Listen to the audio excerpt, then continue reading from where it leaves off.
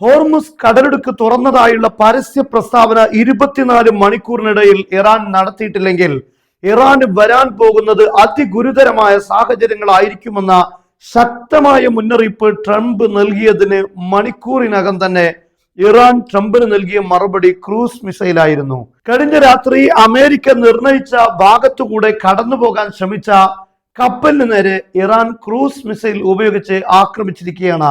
കപ്പലിന് വലിയ രീതിയിലുള്ള കേടുപാടുകൾ സംഭവിച്ചതായി റിപ്പോർട്ടുകൾ വരുന്നു. ഈ കാര്യം അമേരിക്കയുടെ സെൻകോം തന്നെ ഇപ്പോൾ അവരുടെ എക്സ് അക്കൗണ്ടിൽ പബ്ലിഷ് ചെയ്തിരിക്കുകയാണ്. ഇറാനെതിരെ മൂന്നാമതും ആക്രമണം വരാനിരിക്കുന്നു, ഇറാൻ കപ്പൽ തകർത്തു എന്നാണ് സെൻകോം പറയുന്നത്. അതേസമയം ട്രംപിന്റെ ഭാഗത്തു വന്ന ഭീഷണിക്ക് പകരമായി ഇറാൻ ഇപ്പോൾ ഒരു ശക്തമായ പ്രസ്താവനയാണ് നടത്തിയിരിക്കുന്നത്. യഥാർത്ഥത്തിൽ ഹോർമുസ് കടലിടുക്ക് തുറന്നു എന്ന പ്രസ്താവന നടത്താൻ വേണ്ടി ഇറാനോട് ആവശ്യപ്പെടുമ്പോൾ ഇറാൻ കഴിഞ്ഞ രാത്രി ഹോർമുസ് കടലിടുക്ക് പൂർണ്ണമായും അടച്ചിട്ടതായി പരസ്യമായി ഇറാൻ പ്രഖ്യാപിച്ചിരിക്കുകയാണ്. ഇനി ഒരു കപ്പലുകൾക്കും കടന്നുപോകാൻ ഹോർമുസ് കടലിടുക്കിൽ കഴിയില്ല.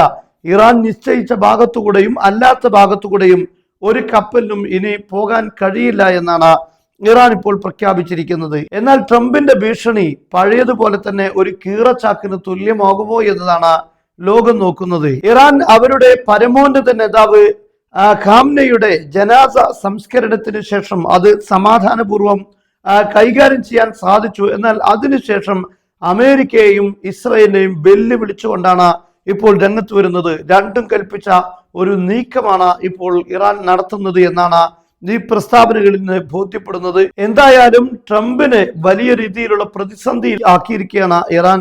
കാരണം ഹോർമുസ് കടലിടുക്ക് തുറക്കുക എന്നതാണ് ഇപ്പോഴത്തെ ട്രംപിന്റെ മുന്നിലുള്ള ഏറ്റവും വലിയ ഒരു വെല്ലുവിളി. എന്നാൽ അത് സാക്ഷാത്കരിക്കാൻ വേണ്ടിയാണ് ഈ ഭീഷണിയൊക്കെ നടത്തിയിട്ടുള്ളത്. എന്നാൽ ഇറാൻ ഇപ്പോൾ പൂർണ്ണമായി അടച്ചിട്ടതായി പ്രഖ്യാപിച്ചതോടെ അമേരിക്കൻ പ്രസിഡന്റ് ട്രംപ് യഥാർത്ഥത്തിൽ വെട്ടിലായിരിക്കുകയാണ്.